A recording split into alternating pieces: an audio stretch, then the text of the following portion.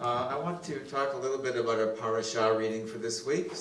Those of you, probably all of you know that the parashah is the portion of Scripture that the entire Jewish world is studying today and every Shabbat. So today we're studying Genesis chapter 12, verse 1 through chapter 17, verse 27. The name of the parashah is Lech Lecha. We're going to probably, my best estimate, get through the first two verses today. We go slower than that at home sometimes. So, let's start at chapter 12, verse 1 of the book of Genesis. And it states, Adonai spoke to Abram and said, Go already, leave your land, your homeland, and your father's household, and go to the land that I will show you.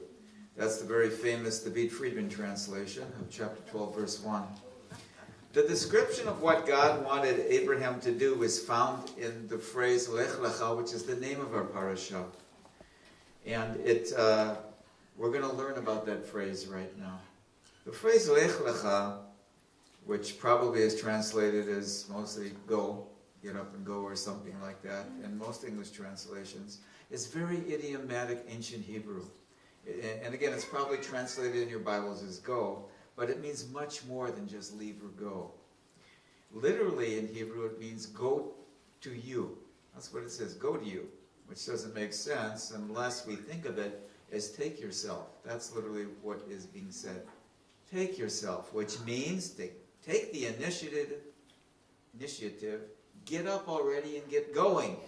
Now! Don't wait. It's very emphatic, strong Hebrew.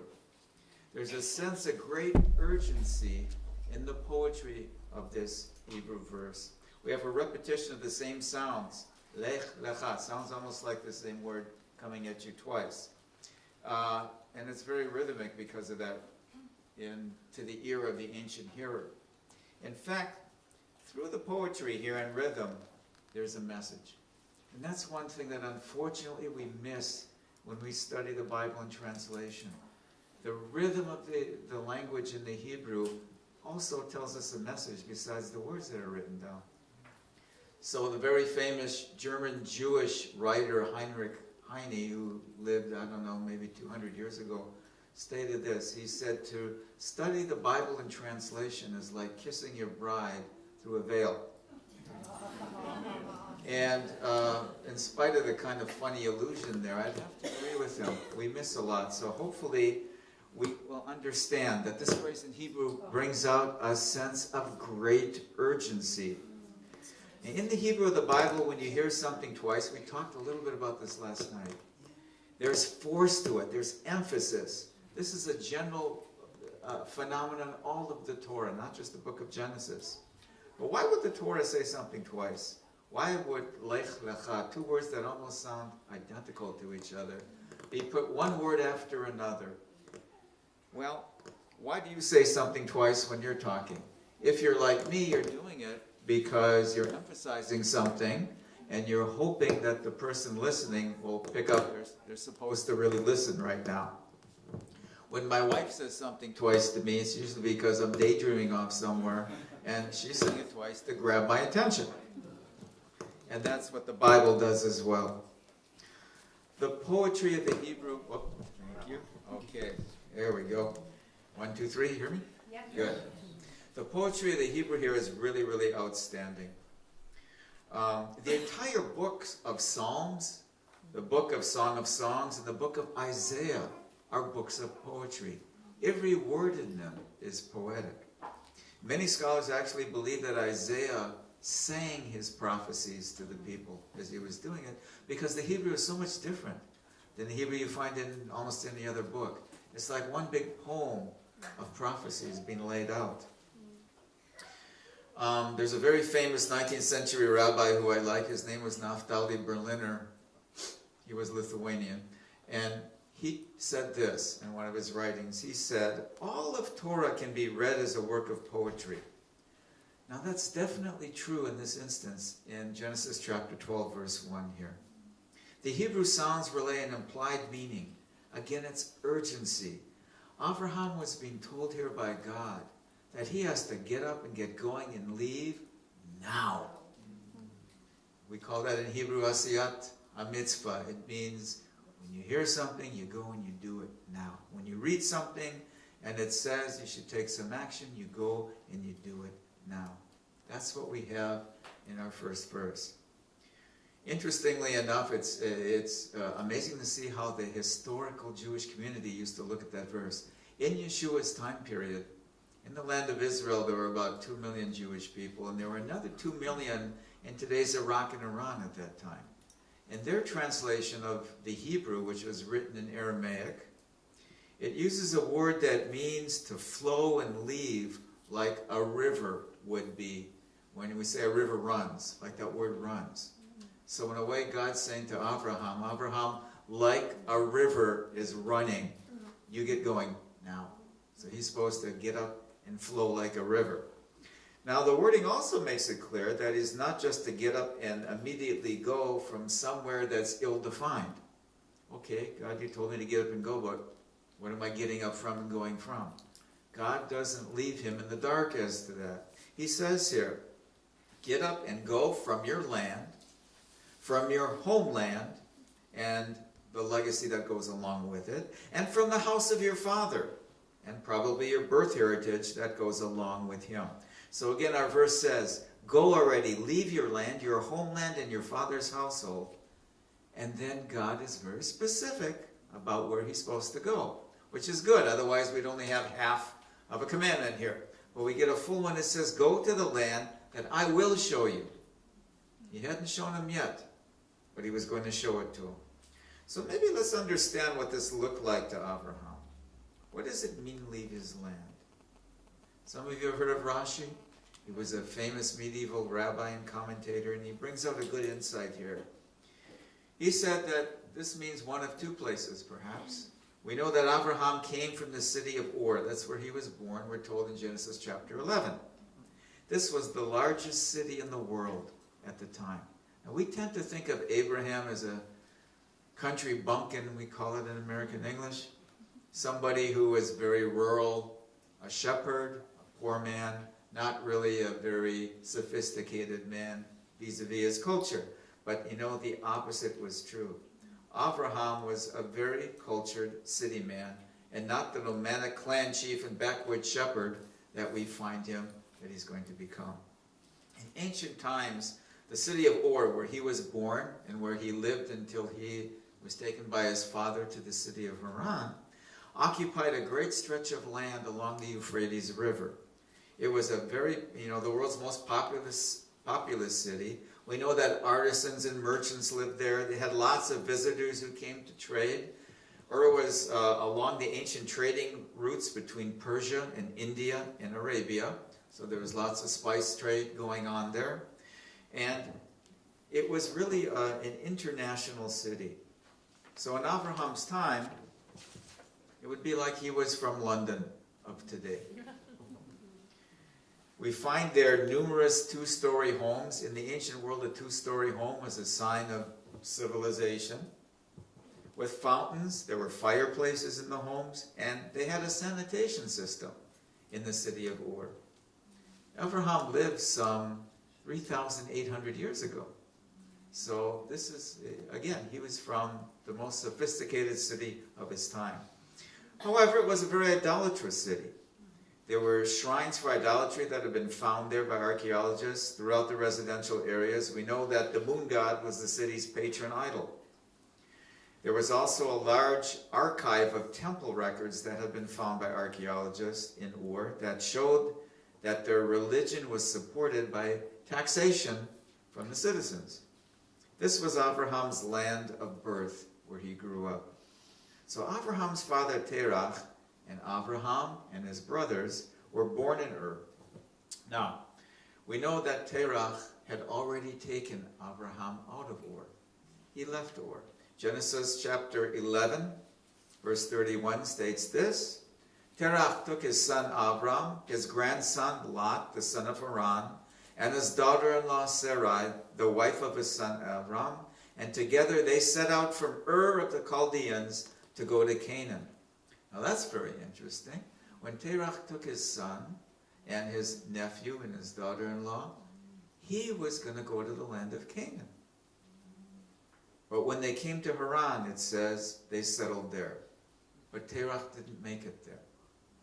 And in chapter 12, verse 1 then, God speaks to Abraham to make it to Canaan, to further separate from his father.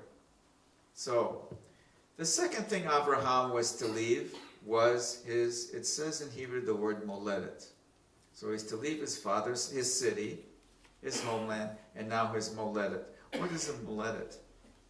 Well, I did this. I'm an immigrant. Maybe some of you have immigrated to this nation. Abraham also was an immigrant. And what does an immigrant leave? He leaves his history, some of his customs and heritage, some of his legacy that's been left by history, by leaving his land of origin.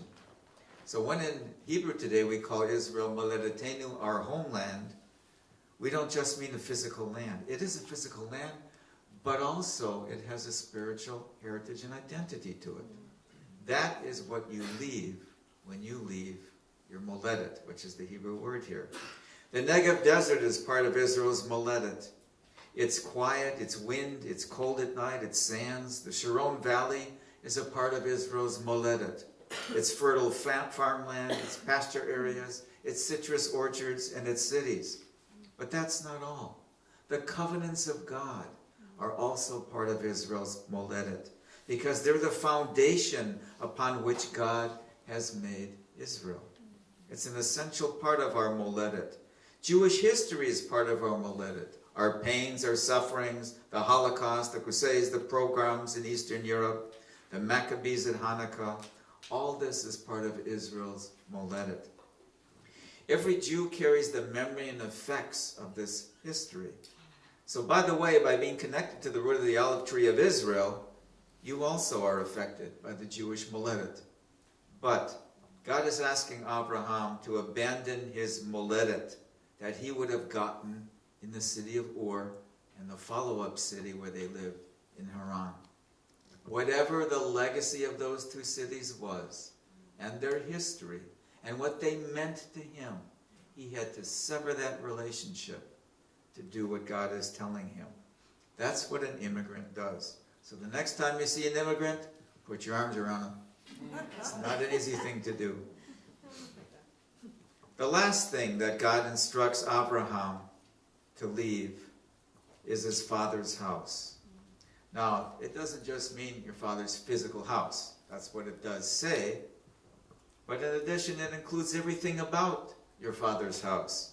Its history, customs, heritage. And indeed, Abraham is being told here to even leave his very physical connection with his father. Now, we can think about this. This is all just verse 1. Isn't it wonderful? Abraham is told by God to end his relationship with all he had known and loved and to move on in life. In some, leave his family, except for Sarai, of course, and some servants. Leave his father, his clan's heritage, his city's history and commercial life, and very physical presence. Probably leave his inheritance.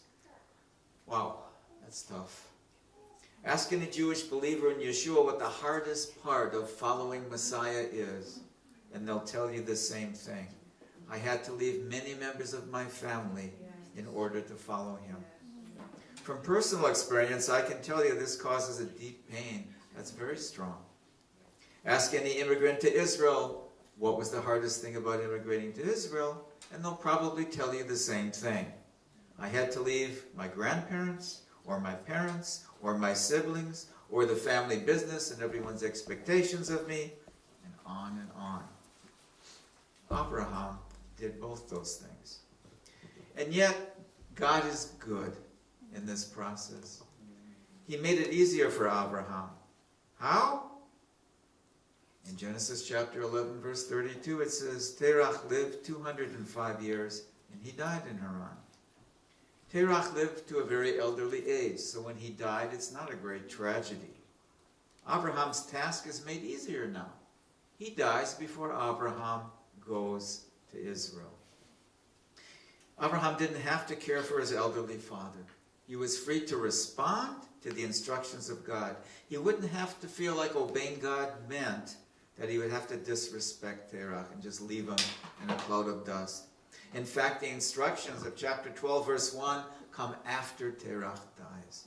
So after Terach dies, God speaks to him, and he said, okay, let's sever it all now, and let's go to your destiny. So, the house of his fathers might refer more directly to his heritage from Terach, meaning his family's legacy from his father. In Abraham's Lech Lecha, his leaving, from these three entities, there's this great sense of the unknown. Where was it that Terach first wanted to take his sons? Again, to the land of Canaan. Chapter 11, verse 31 says, Terach took his son Abram, his grandson Lot, the son of Haran, and his daughter-in-law Sarai, again the wife of his son Abram, and together they set out from Ur the Chaldeans to go where? To Canaan. But they settled in the city of Haran. So we can think, well, why would they go to Haran? Why did Terach take them there and not go and complete where he wanted to take them? After all, the Torah states they're on their way to Canaan, to Israel. We don't know. The Torah doesn't tell us. But we do know that Haran was a very large city as well, and it was on a very good commercial area. And if Terach had been involved in any kind of commerce, perhaps he found some good business there and stayed. Again, we don't know. Jewish tradition teaches that Terach was an idol maker. And Haran was a great place for that because idolatry was rife in that city. I don't know if that's accurate, but this was also a city of idolatry. Haran ended up being a way station on the way to Israel. And again, what we don't know is why. In our Hebrew text, there's an interesting nuance that I want to bring out that puts maybe some power into this part of verse 1, that God was going to take him to a land that he would show him. Well, already Abraham knows Canaan is in the sights of his father, and now that his father's dead, God's calling him to go somewhere. He might have had a real expectation of where this place was. Maybe it is Canaan. That's where Father wanted to go. Maybe that's where the Holy One will take me. Our Hebrew text uses an interesting nuance. It's written, the land that I will show to you. In the Babylonian Jewish Bible, again, a translation of the Hebrew into Aramaic for some 2 million Jewish people who lived in Iran and Iraq, during, again, the time of Yeshua it was made.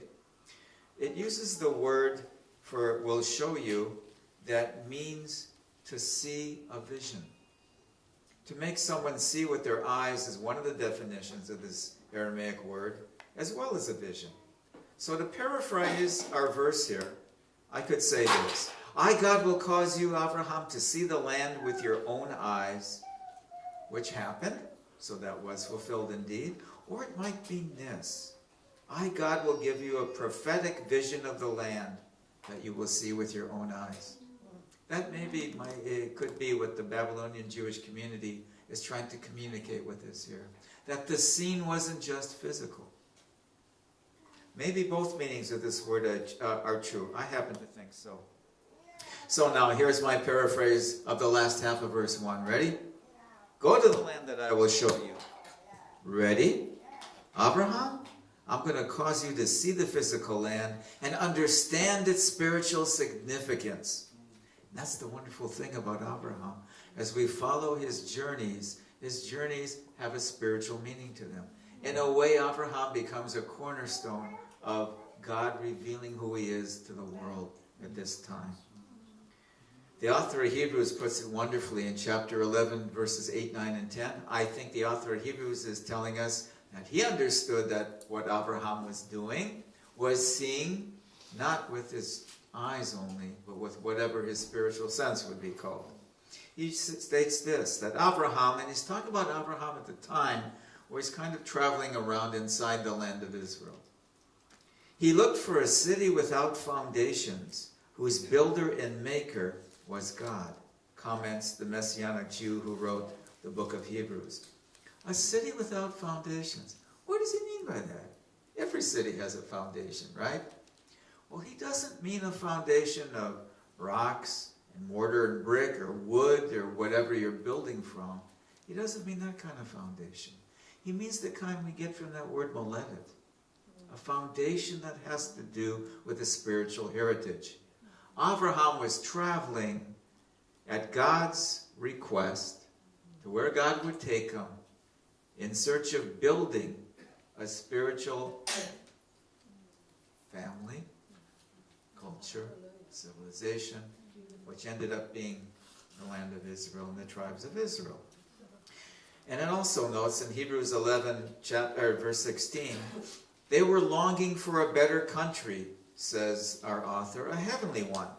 Therefore God is not ashamed to be called their God, for he has prepared a city for them. It's verse 16 of Hebrews 11. So for me, the author of Hebrews gives some good insight here, that Abraham was part of an entire group of people that Hebrews 11 mentions. Sometimes we call it the Hall of Fame of Torah heroes. These are the people who were always living in the flesh like we are, but their hope was that God would use them to build something that didn't have its moledet here just on earth.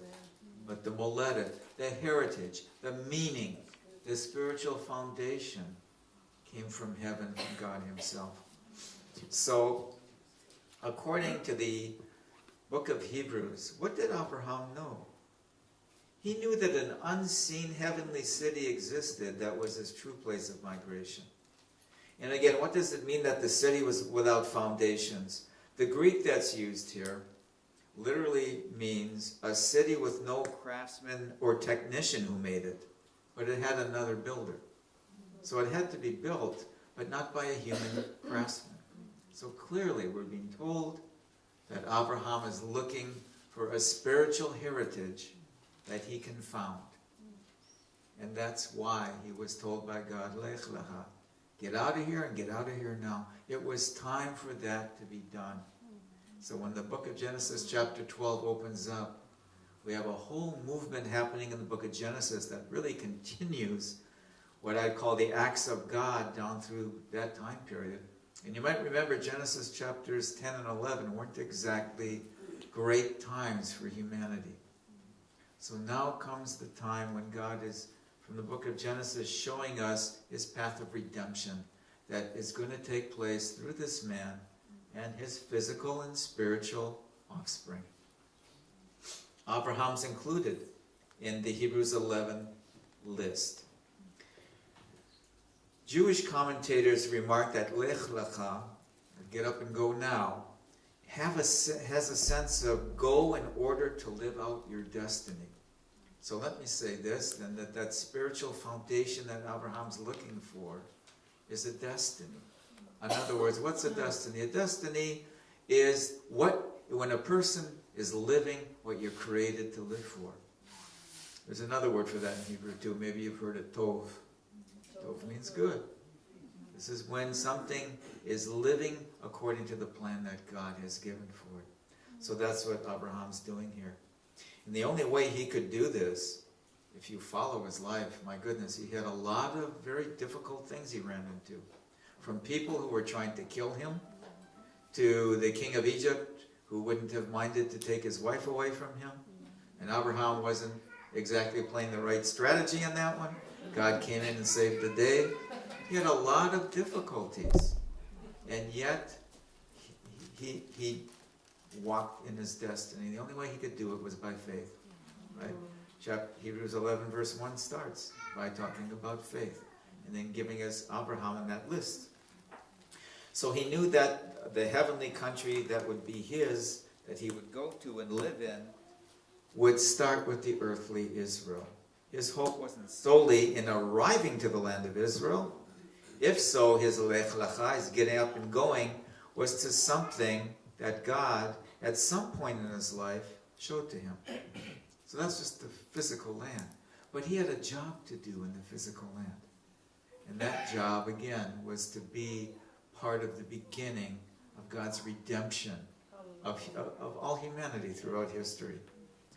Now, I believe this is kind of a heavenly pattern, that if God's doing lech lecha action, speaking get up and go, in our lives, that it will follow a similar pattern to that of Abraham. Now I want to get to where the proverbial rubber meets the road in driving terms for our lives today that we would get from this verse.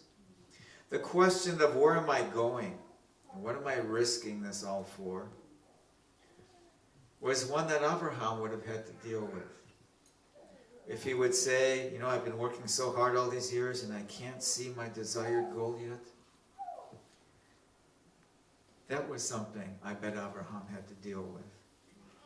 And yet, the record in history is that God was faithful to bring him through it. And although he didn't see all the promises given to him fulfilled, well, I bet today he's got a better view of it. He did see some of them. And he did understand that in his son, his legacy, his calling, and the promises of God would be continued. He did have that. I do have a haunting question, though, and this is going to stretch a little bit out of our parashah from this week and go to next week's parashah. Or actually 2 weeks. No, next week. From chapter 22 in the book of Genesis. What's called the Akedah in Jewish thought. Akedah means the binding of his son Isaac. I want to read the first 4 verses of Genesis 22 and talk about how this fits into his Lech Lecha, his getting up and going, and how it could fit into ours as well. Because here's what I want to say to you. Each of us is called by God, and God has the same pattern in our lives. He calls us out of a particular moledet. One moledet that Paul talks about from time to time is darkness. That's a heritage that all of us received just by being from Adam and Eve, just by being human beings. That the darkness of this world was trying to suck us in and destroy us. By our belief in Messiah Yeshua, we're delivered from darkness into light. So we've crossed over from one thing to another. That, by the way, is the meaning of immersion or baptism in Jewish thought. A crossing over from one thing to another. So you've crossed over. Abraham had a crossing over to do as well. In Genesis chapter 22 comes to me, I think, the biggest, if I was in Abraham's shoes, at least the biggest block to that crossing over and seeing what God has promised to you happen. I can't imagine being in his, well, I can tell you what I would have done. I would have taken my son and run the other way as fast as I could. Another Jonah here. It's okay. This story worked out well too. In Genesis chapter 2 verse 1 it states this. Sometime later God tested Abraham. He said to him, Abraham, here I am, he replied, and I'm willing to do whatever you say. That word Abraham uses in the Hebrew is hineni. My son does a wonderful study on that word. It means, sometimes it's translated, here I am, and that's it. But it means, here I am, and I'm willing to do whatever you say before you even say it. That's the kind of willingness. Verse 2, God said, take your son, your only son Isaac, whom you love, and go to the region of Moriah. That would be right in the middle of Jerusalem, on Mount Zion. Sacrifice him there as a burnt offering on one of the mountains I'll tell you about. Now, in our text, I hate to tell you this, but the word used to tell him to get up and go and offer his son is Lech Lecha. Ring a bell? Would it have rung a bell to Abraham? Yes. Yes. He'd heard this instruction before. Get up and go now. There's a sense of urgency to it. He didn't really even have time to think about reacting very much to this. Now for me, between verse 2 and verse 3, early in the morning and getting up, wouldn't have been stated early in the morning and getting up. I would have taken a few, if it was up to me, a few years to think about what I'm being told here.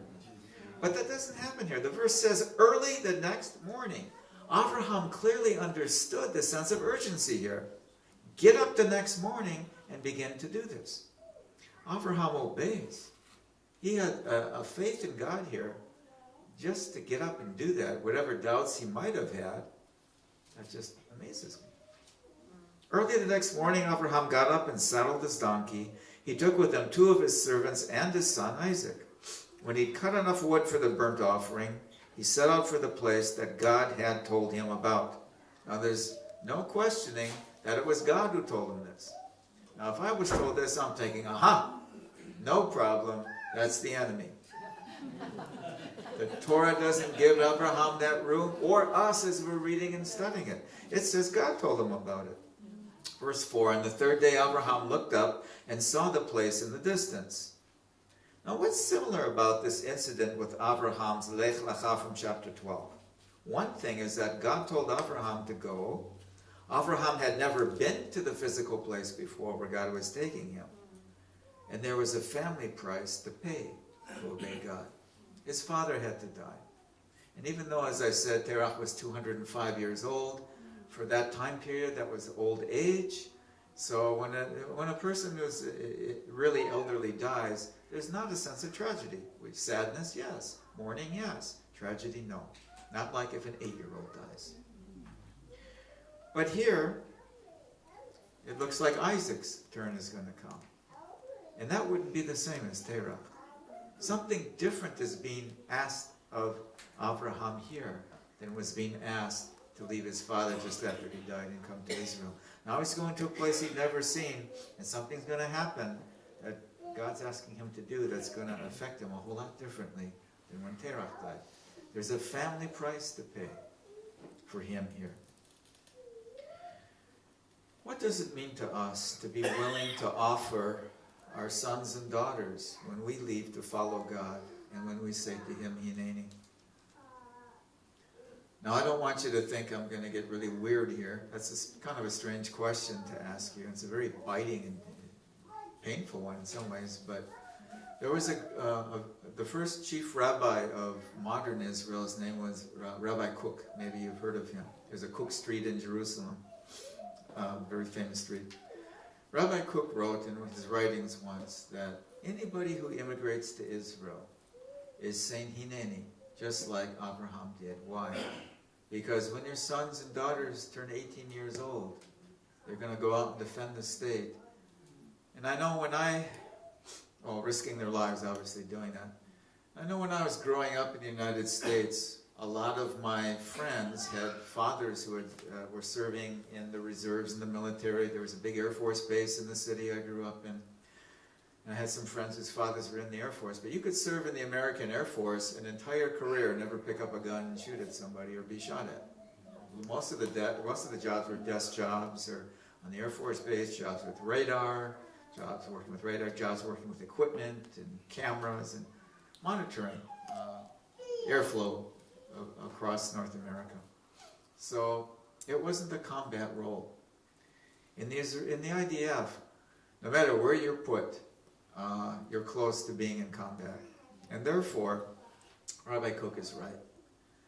Every person who immigrates to Israel who's a parent has to think about this at some point, that I am putting my children on the front line.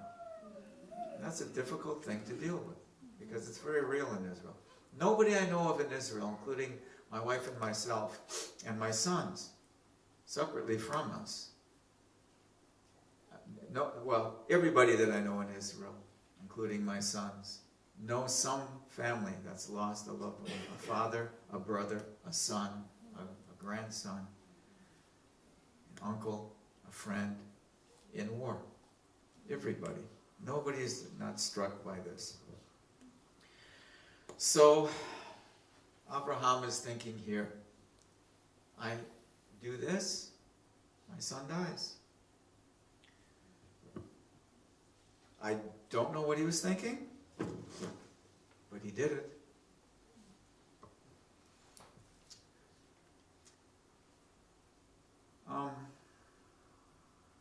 Let's think about our own lives here.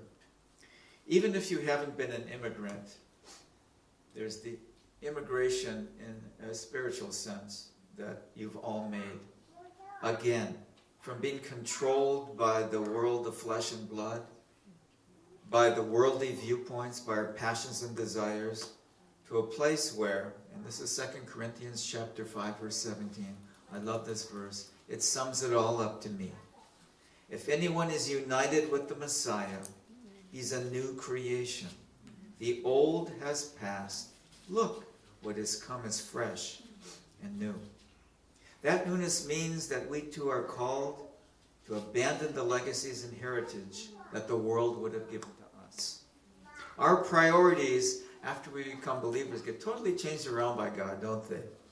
Each of our stories are so wonderful in a way. Because if you think about what were your priorities in life before you believed in Yeshua, or even if you grew up from a believing family, there had to be a time when you decided for yourself that you were going to follow him, not just do what your parents were doing. Think about how your life changed after in terms of how you think, what your priorities are. And instead of me being number one now, God's number one. Instead of me caring about me, and that's it, now I care foremost about God's priorities. That's a huge migration, a large change that just as Abraham had to do, so do you and I. Of course, Messiah Yeshua makes this possible when we decide to follow him. It says in 2 Peter 2:9, the one who called you out of darkness brings you into his wonderful light. He helps us a lot with that, doesn't he? It's a good thing. You've migrated by a heavenly calling, migrated from the kingdom of darkness into the kingdom of light. So you're like Abraham too. In today's parashah, we can find an example of who we are. People who live in our cities and nations, yet we have heavenly citizenship, like Abraham did. And we look for a civilization that's without corruption and without hatred. One with mercy and justice. One without human foundations, but a heavenly one. Just like Abraham did. Through these stories about Abraham in the following weeks as we follow the parashah, we have a mirror of ourselves. And we should. In many ways, we continue what Abraham started. Let's hold that mirror close and learn. Listen to this.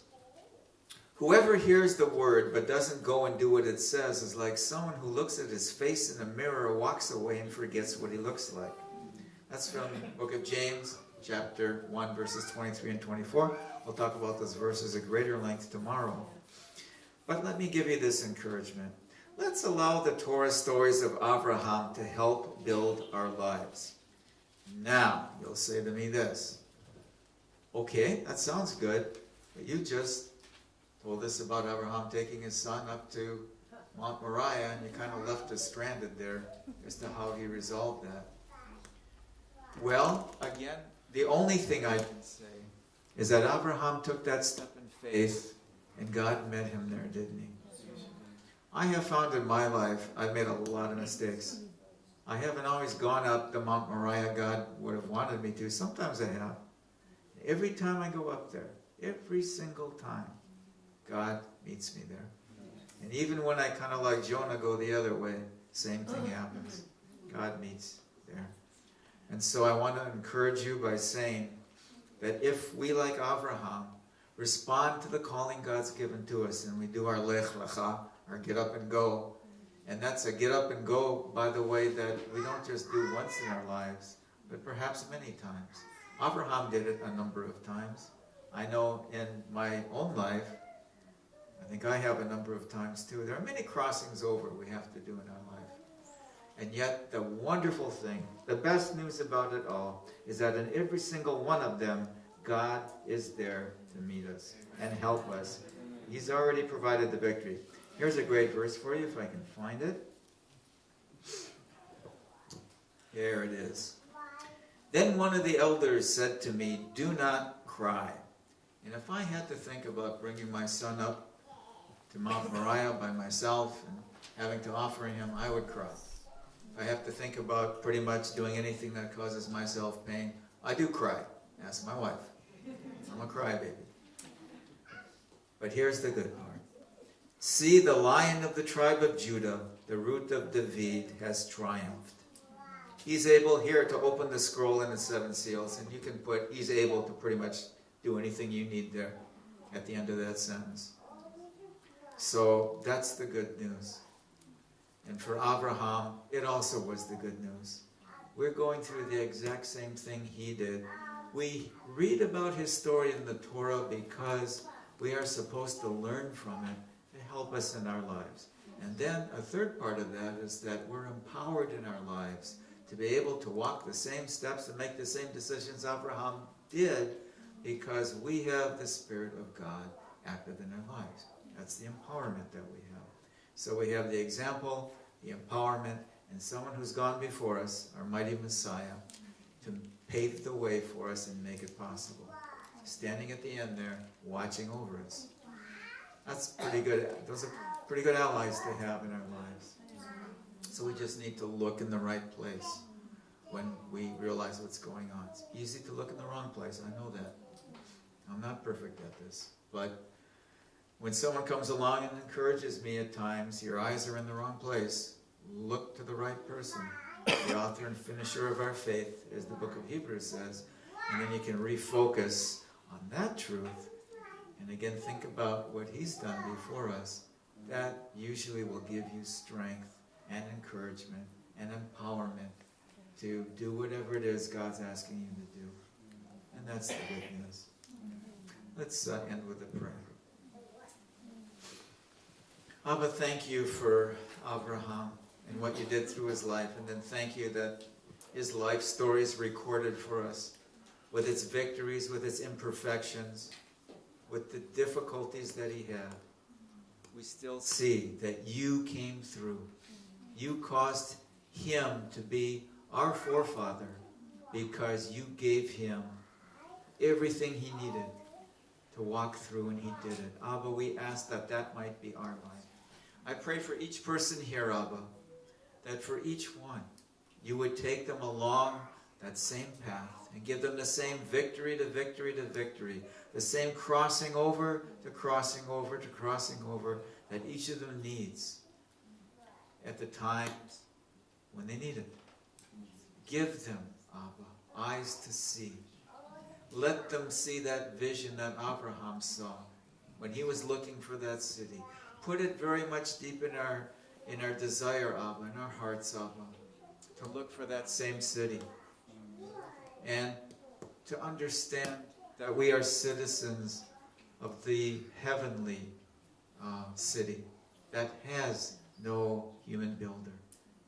Let us know that in our deepest depths of our being. Each one here, Abba. In the name of Yeshua. Amen. Amen.